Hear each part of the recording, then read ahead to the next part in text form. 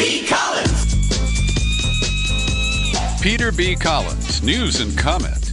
It's Thursday, June 6, 2019. And usually this time of year, I'm awash in fresh cherries, grown in California, Oregon, and Washington. And I got some cherries today, but the crop is really disappointing. The late season rains made the fruit look kind of ugly, and it's being sold off at fire sale prices. I can't eat them fast enough. Well, the showdown with Mexico, as Trump plays bully and tyrant, is inevitably leading Mexico to try to scramble and find a way to meet the vague, unspecified terms of what will cause Trump to relent on his threat to impose tariffs, escalating but starting at 5%, on everything imported from Mexico, effective this coming Monday. Now, this is arbitrary. It is done with short notice. It's really grotesque to watch the United States use its power on a smaller and much less powerful neighboring country. And no matter what Mexico does, it can't be sure that it could satisfy the demands of Donald Trump because they are vague and extreme. He wants to hold Mexico responsible for every person who tries to cross our southern border. And we know that most of those recently attempting it aren't from Mexico. And so he's pressuring Mexico in two ways. One, to seal their border, the southern border with Guatemala. And the other, to agree to a scheme that is not legal under American law. And it's not an option that Mexico really relishes. And so Trump is negotiating to try to force Mexico to agree that anyone who seeks asylum in the United States will languish in Mexico, while the backlog in our immigration courts will take years to determine whether they are granted asylum in the United States. And of course, under the new scheme, very few people will be granted asylum status. That's my expectation. And so, acting like some kind of Wizard of Oz with bad hair, Trump is playing a bad cop. And as I've explained this before, he seeks increasingly larger groups of people he can hold hostage. And now the entire Mexican nation is his hostage. And so this idea on asylum is based on language about a third country. And the idea is that Mexico is responsible for Guatemalans, and Guatemala is responsible for Salvadorans, and El Salvador is responsible for Hondurans.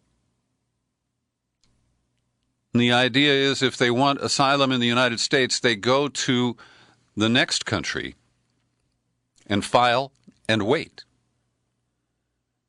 Now, is it any safer for someone from Honduras who is fleeing gang violence, poverty, and drought to hang out in Guatemala, waiting for some imaginary asylum grant from the United States? And so the New York Times quotes Kevin Appleby, a veteran of Washington's immigration wars for 20 years. This shows a basic misunderstanding about the patterns of migration. The Mexican government could take some steps, but there are going to be ways that migrants get to our border regardless of what Mexico does. Now, on Saturday, the embattled president of Mexico is holding a rally in Tijuana, just across the border from San Diego, a unity rally to defend the dignity of Mexico and support friendship with the United States. And it's interesting because in a Washington Post account of this international dispute, they say that López Obrador initially responded harshly to Trump's latest threat, writing in a letter to the U.S. president last week that his America First policy was a fallacy. Now, I don't consider that harsh. And I read you almost the entire letter from AMLO in a podcast, I think it was on Monday. And I described him as dignified and statesmanlike in his approach to Trump's bullying. And to have that characterized as responding harshly, that's your Washington Post for you. Sadly, yesterday, a vehicle packed with a dozen undocumented migrants crashed after it was chased by police. An SUV packed with more than a dozen migrants, they say, had been speeding when a Robstown police officer tried to pull it over. And the driver sped away in the rain and then lost control and ran it into a ditch. 6 people were pronounced dead at that scene. So Nancy Pelosi is now going to comical lengths to avoid allowing impeachment to move forward. It now becomes clear that the chair of the Judiciary Committee, Jerry Nadler of New York, for several weeks has been pressing Pelosi to allow him to begin an impeachment inquiry. That's the first stage. And Pelosi is now using what I would consider drama to try to defend her indefensible position. Her latest, after a meeting with Nadler and other committee chairs last night, I don't want to see Trump impeached. I want to see him in prison. What she means by that is she would like to see him defeated in the 2020 elections and then prosecuted for what she sees as prosecutable crimes. Now, that may help some people buy into her thinking and roll the dice that the Democrats can beat Trump in 2020. And my position is, number one, that impeachment right now is a duty because of his obvious criminal behavior and continuing obstruction of justice. Number two, the political calculation shouldn't drive whether impeachment is begun, but political calculations inevitably will affect the course of these events. And that's why I believe if the Democrats schedule the process so that the House votes to impeach Trump next September or October, there won't be time for a trial in the Senate that would likely go down in flames, with the Trump loyalists rejecting removal from office. Then it would push into the lame duck session. And depending on how impeachment led voters to operate in the 2020 elections, we might have fewer Republicans in the Senate. We might have a Trump who lost the election because of the criminal behavior exposed through the impeachment proceedings. And the Senate might declare it moot if he's been booted from office. Or they might go forward, and who knows what the outcome of that vote would be. And so I reject the idea that we can rely simply on the dynamics of the 2020 election, which Trump will maneuver with his racist, anti-immigrant positions, his daily diversions, his attacks on Pocahontas or whoever the Democratic candidate happens to be. That stuff is inevitable.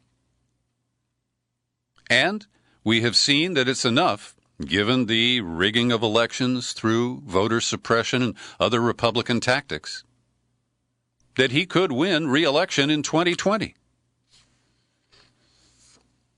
And then, as Aaron Blake points out in an analytical piece in today's Washington Post, this fantasy of seeing Trump in prison, number one, if he is reelected, that pushes out any criminal proceedings for another 4 years, and many of the alleged indictments would expire because of the statute of limitations.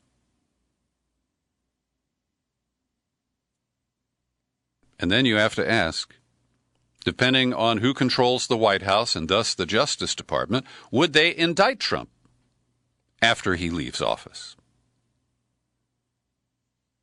So I think there are too many variables here, and that's why I continue to support impeachment of Donald Trump in the near future. Interesting post by Aaron Matei, his latest at The Nation, is headlined, "It's time to move on from Mueller." And his views are a little different from mine, I'll acknowledge that. He says, look, Mueller showed that there was no conspiracy, no underlying crime. Recall that Mueller did not indict anyone, I'm quoting, for a Trump-Russia conspiracy, that his investigation did not establish that such a plot occurred. Mueller's first volume provides an exhaustive account of Trump campaign officials interacting with people who either hail from Russia or claim to have ties to it. None of these interactions offer any evidence of a conspiracy. And he says they cumulatively undermine the case for it. Now there I generally agree with Aaron Matei. But he seems to poo-poo the idea of impeachment and says we ought to just move on. For some, the view that it's Congress's duty to act rests on the assumption that Mueller would have otherwise indicted him if not for the Department of Justice guidelines. And I don't see it that way. I think that Mueller tried to keep the investigation from going too far afield and impugning the intelligence community and the FBI. That was part of his limited hangout game. And I believe that he did try to tee it up for Congress to see the cases that were built for obstruction as a blueprint for impeachment. But Matei writes, Mueller did not outright say he would have indicted Trump if not for the DOJ guidelines.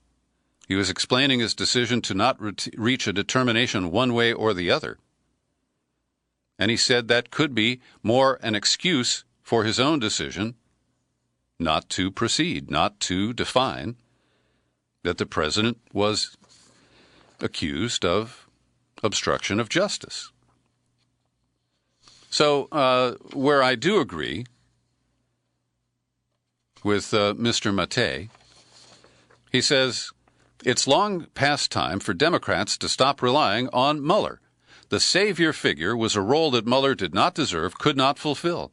His tenure as FBI director, promoting the Iraqi WMD hoax, presiding over the mass arrest of hundreds of Muslim immigrants after 9/11.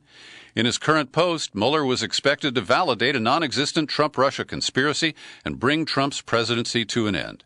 The best he could do was return a series of indictments of Trump associates on unrelated charges. So I've linked to Aaron Matei's piece. I have a high regard for his work as a journalist, and I encourage you to read it. And if you have ideas, reactions, send me an email. Let me know what you think. Beto O'Rourke, the guy who lost the Texas Senate race and is basing his presidential campaign in part on that, has decided to actually offer some policy positions. He's been running a pretty vague campaign based on personality and feelings and a kind of vision for a future of America. But he is now pushing for a constitutional amendment to create term limits for senators, congresspeople, and Supreme Court justices. And this has always been a kind of popular position when particularly the Congress is held in low esteem. But it requires a constitutional amendment because Congress will never impose term limits on itself. So O'Rourke is proposing 12-year term limit for Congress, 18-year term limit on the Supreme Court. But can you get a constitutional amendment passed that supports that? Well, it's a heavy lift. O'Rourke is also pushing for a lifetime ban on lobbying for federal elected officials and limits on contributions to PACs and political parties. And once again, that requires congressional action, and it will not police itself. Senator Elizabeth Warren, who has also proposed a lot of the same good government ideas as Beto O'Rourke and many others as well, handled herself extremely well in an MSNBC town hall broadcast last night. I caught part of it, moderated by Chris Hayes. And I give Warren credit. She has solid command of the issues. I think that despite being a professor, She has a very strong skill of being able to connect with average people and explain complicated topics to them. And she was at the top of her game when she was asked about Joe Biden's continuing support for the Hyde Amendment, blocking funding for abortions, and that mostly affects poor and minority women. Here's a quote from Warren. Under the Hyde Amendment, under every one of these efforts to try to chip away or push back or get rid of Roe versus Wade, understand this. Women of means will still have access to abortions. The people who won't will be poor women, working women, women who can't afford to take off 3 days from work, very young women, women who've been raped, women who've been molested by someone in their own family. We do not pass laws that take away that freedom from women who are most vulnerable. Well, I commend the senator for really a strong position on that issue, and it sets an example for a lot of the cowardly political officials. And Joe Biden is getting heat not only for his continuing support of the Hyde Amendment, but he's being called out because during the White House internal debates about Obamacare, Joe Biden repeatedly, on behalf of the Catholic bishops, tried to kill the contraception mandate. And he argued that if they were going to mandate coverage, it would anger white male Catholic voters and threaten Obama's re-election in 2012. And he lost that internal struggle after Planned Parenthood lost funding from the Komen Foundation over abortion issues. And the fallout from that convinced Obama and others in the White House that they couldn't afford that kind of backlash. And Joe Biden, be clear about this, he's holding the position of right-wing Republicans in the Hobby Lobby case, essentially affirming that a corporation can have Christian values that it can impose on its workforce. It is legal and intellectual gibberish. Pandering to the anti-abortion right, the pro-birth faction of America, the Trump administration announced yesterday major new restrictions in funding of research involving human fetal tissue, because much of that tissue is derived from abortions.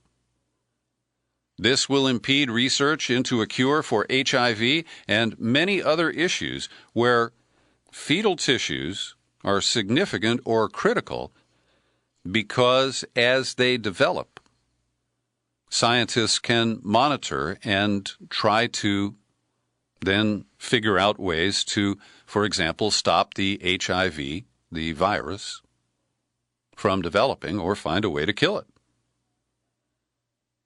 And so let's put this in sharper relief. Those who claim to be so staunchly pro-life are going to limit the ability of medical science to preserve and save lives as they try to impose their extreme religious values on the scientific community. And we all lose. Bernie Sanders deserves a lot of credit.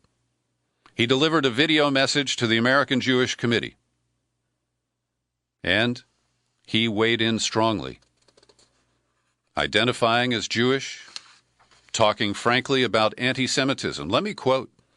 He began by saying that anti-Semitism is not an abstract idea to him. I'm Jewish and very proud of my heritage. His father emigrated from Poland at the age of 17. Quote, those in his family who remained in Poland after Hitler came to power were murdered by the Nazis. Anti-Semitism is not some abstract idea to me. It's very personal. It destroyed a good part of my family. He says Jews who have been victims of discrimination for centuries must help lead the effort in fighting back against hatred and racism wherever and whenever we see it. He calls himself, quote, someone who believes absolutely and unequivocally in Israel's right to exist in peace and security.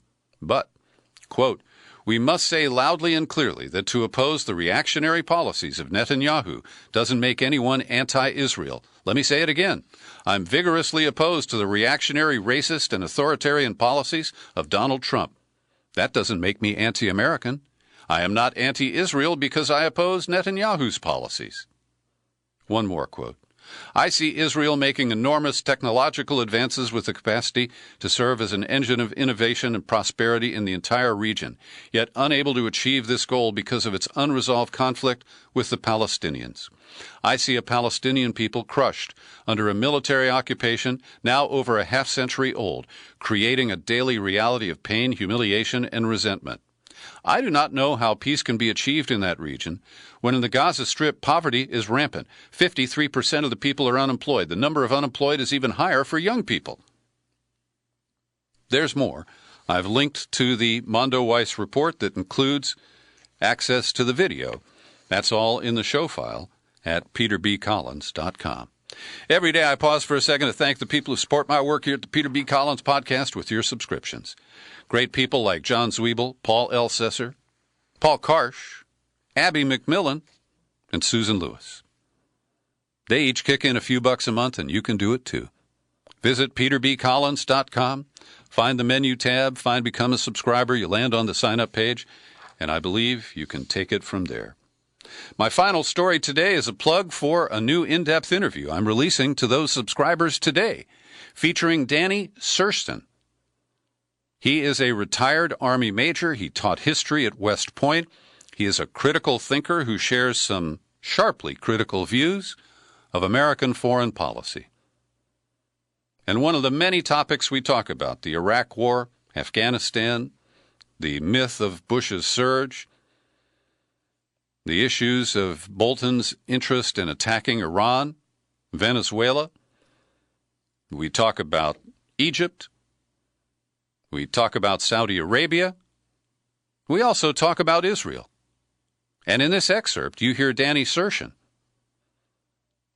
tell us how anti-Semitism is used to silence the critics of a faction of the Israeli government. Take a listen. So there's a big distinction between real anti-Semitism and the posturing and labeling of anti-Semitism that is used to protect the right-wing government of Israel, not the state of Israel, not the Jewish people, the right-wing partisan government of Israel. That they own us, okay? It's not just that Israel does. A faction, an extreme faction of Israeli politics has come to dominate the American sort of foreign policy in the region. And I think that's an important distinction that you bring up there. I invite you to listen to the full interview with Danny Surston. It's available today at peterbcollins.com, at whatever Apple calls podcasts now. It's not iTunes anymore, or it won't be soon. Also, TuneIn, Stitcher, Spreaker, and wherever you find the PBC podcast. One of the Democratic presidential candidates that I've donated $1 to because I want to see him in the debates is Jay Inslee, the governor of Washington State. I met him when he was a member of Congress from Washington, and he has centered his campaign on the issues of climate change. And the Democratic National Committee has not only rebuffed his call for a presidential debate focused singularly on climate change, they are threatening that if he participates in a climate-focused debate anywhere else, that the DNC will not invite him to future debates. Wow. These strong-arm tactics by the party bosses are really offensive. And I believe the candidates can hold debates wherever and whenever they want, even over at Fox, sure. And yet the DNC is saying, well, climate change is the top of our list, but we want to make sure voters have the ability to hear from candidates on dozens of issues. Well, there's plenty of time for that. We've got a year and a half. And to say that Inslee cannot participate in a climate debate and they won't hold one? I'm sorry. That is deeply offensive power politics. My friend Dar Jamail has a powerful, somewhat lengthy essay over at Truth Out today. And I interviewed him when he published his book, The End of Ice, at the beginning of this year. And he updates us on the pace of melting ice and other issues. Greenland is melting much faster than previously understood. Melting has increased sixfold in recent decades. And he cites the study co-author of a Greenland report, Eric Rigneau, saying, as glaciers continue to speed up and ice snowmelt from the top, we can foresee a continuous increase in the rate of mass loss, a contribution to sea level rise that will continue to increase more rapidly every year. Indonesia just announced it'll be moving the capital city of Jakarta, partly due to the sinking of the land and sea level rise. That means 10 million people have to be relocated. The permafrost in the Arctic is now thawing so fast that scientists are literally losing their measuring equipment. It doesn't float, apparently. Another study revealed that the permafrost collapse is further accelerating the release of carbon into the atmosphere, possibly even doubling the amount of warming coming from greenhouse gases released from the tundra. In Greenland, the ice sheet's melt season began a month early. In Alaska, several rivers saw winter ice break up on their earliest dates on record. Since 2001, forests in Canada have released more carbon than they have sequestered. The article goes on, and I encourage you to read it. There's a link in the show file. And the DNC says that these issues are not appropriate for a debate focused solely on climate change issues. And a new poll coming from Yale says that climate change is now more politically polarizing than any other issue in America. The issue has climbed and climbed in importance for the Democratic base since the 2016 election, to the point that it's now a top-tier concern. We've never seen that. And yet it's dead last for conservative Republicans. The issue has flatlined for them over the past 5 years, and that means that the divide between those who are concerned about climate change and those who deny it is greater than the divide over abortion rights. That's pretty stunning.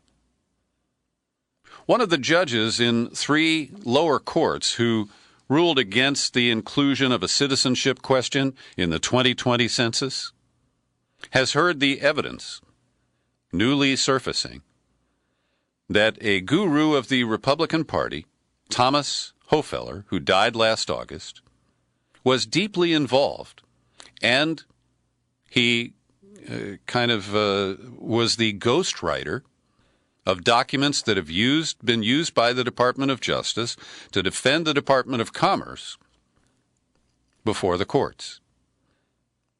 And the judge heard arguments from the Justice Department that these new allegations border on frivolous. Say it reads more like the product of a conspiracy theorist than a careful legal analysis. But Judge Jesse Furman in Manhattan said they are not, as the defendant says, frivolous. He said they are serious, and that he is acutely mindful that the decision of whether the government should be allowed to ask a citizenship question is currently before SCOTUS, the Supreme Court. He has no intention of interfering with that case. But wait a minute, that case is based in part on his prior ruling and that of 2 other courts who agreed with him. But he said, I don't want to do anything that crossed the line or would be seen as crossing the line. And I don't get this. He said there's no apparent urgency, and he scheduled hearings for July 12th. That's after the Supreme Court is expected to issue a ruling by the end of June. I think there is urgency because they say that the printing of the census has to begin this summer. Well, we'll see how all of that sorts out. R. Kelly has been slapped with another round of criminal charges related to a so-called sex cult and his cultivation and exploitation of young African-American girls. And this is a story that I don't cover here very much because, the mainstream media is covering it. I don't have a lot to add. But I want to sing the praises of the pop music critic of the Chicago Sun-Times, Jim DeRogatis, because he is singularly responsible for the fact that R. Kelly is facing the criminal justice system. Over 16 years, he has been investigating R. Kelly, publishing stories about him. He was turned down by The Village Voice, by MTV. And he tells the story of what it took to get it published. He shows a profile in courage as an American journalist, but the media bosses deserve no such credit. You may have heard a story that went viral the other day that in the Netherlands, a 17-year-old girl had been legally put to death, euthanized. Turns out that was fake news, friends. Originating with a murky British source, then hyped by the Daily Mail, a tabloid there in Britain. And the bottom line is that this is a sad story. A 17-year-old girl who was described as a victim of sexual abuse at age 11, then raped as a 14-year-old, was so despondent that she didn't want to go on. She did, in fact, apply under Dutch law for a permit to have her life ended. Her name is Noah Pothoven. But the commission that issues the permits for assisted suicide turned her down. That's not what was reported in a screaming media frenzy. And it turns out she has passed away. And she did it with her parents' approval by starving herself. Now, you may have judgments about the decision that she made. But the effort to attack those of us who support the right to die is scurrilous and despicable. And finally today, the Guardian newspaper from London has noticed a trend in the United States: the decline and death of small-town radio stations. Hey, I can't find nothing on the radio. Yo, turn to that station. And this hits me in a soft spot. I got my big break in Port Clinton, Ohio, when I was 17. And I loved working at a small-town radio station. They are the pulse of a community, or they were. And I've linked to this piece and encourage you to read it. You might have a fond memory of a radio station that you once listened to in a small town that made a difference in your life.